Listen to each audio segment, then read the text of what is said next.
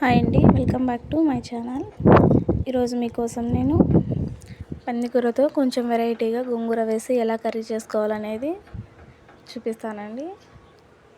చాలా easy curry చేసుకోవడం, చాలా టేస్టీగా ఉంటుందండి.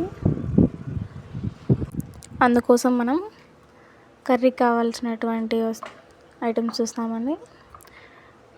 కర్రీకి సరిపడేటువంటి కొన్ని టమాటాలు, ఒక 5-6, ఒక 10-15 పచ్చిమిర్చి, అలాగే ఒక కట్ట గోంగూర తీసుకొని సగం స్లైసు మామిడి పండుని అనేది కోసి అందులో వేసుకొని ఉప్పు, పసుపు, కొన్ని వాటర్ యాడ్ చేసి పొయ్యి మీద ఉంచేసి కొద్దిసేపు మగ్గనివ్వండి. అలాగనే బాగా ఉడకాలండి. ఎలాగంటే పుల్లగూర కోసం ఉడికించుకుంటాం కదా, అలాగా ఉడికించుకోండి. అలా ఉడికించుకున్న దాన్ని పప్పు గుత్తితో కాస్త రెమ్మండి.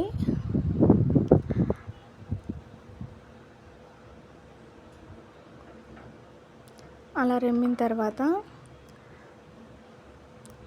మనం ముందుగా ఉడకబెట్టుకున్నటువంటి కుక్కర్లో ఉడకబెట్టుకున్నాం కదండి పంది మాంసాన్ని. ఈ పంది మాంసం అనేది ఉడికించుకునేటప్పుడు కొంచెం పసుపు, ఉప్పు వేసి ఉడికించుకోండి.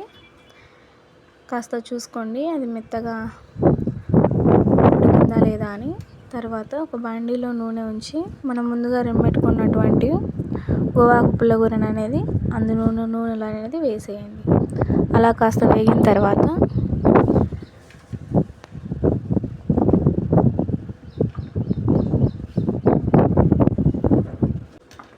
ఈ పుల్లగూర అనేది కాస్త నూనెలో వేగిన తర్వాత ఉడికించుకున్నటువంటి పంది మాంసాన్ని ఆ పుల్లగూరలో వేసేయండి. అలా వేసి ఆ గోంగూర కర్రీకి పట్టే విధంగా కలియబెట్టండి.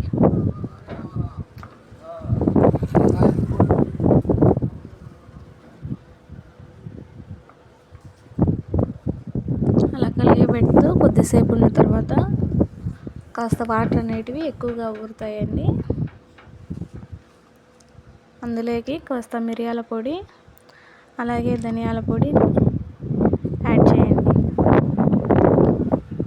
ఉప్పు తగినంత చూసుకొని సరిపోయిందో లేదో చూసుకొని వేయండి. కొద్దిసేపు అలాగనే కలయదిప్పండి. ఇదంతా కేవలం పెద్ద మంట పైన, అంటే గ్యాస్ ఫ్లేమ్ అనేది కాస్త ఎక్కువగా ఉన్న మంట పైనే చేయండి.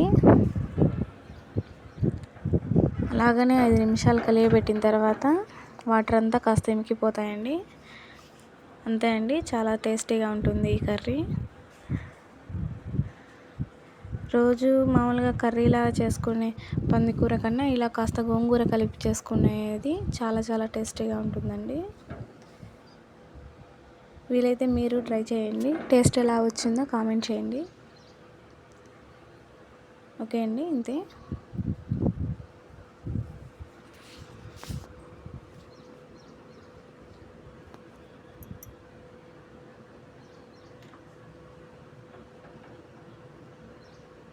ఇది అన్నంలోకి చాలా బాగుంటుందండి.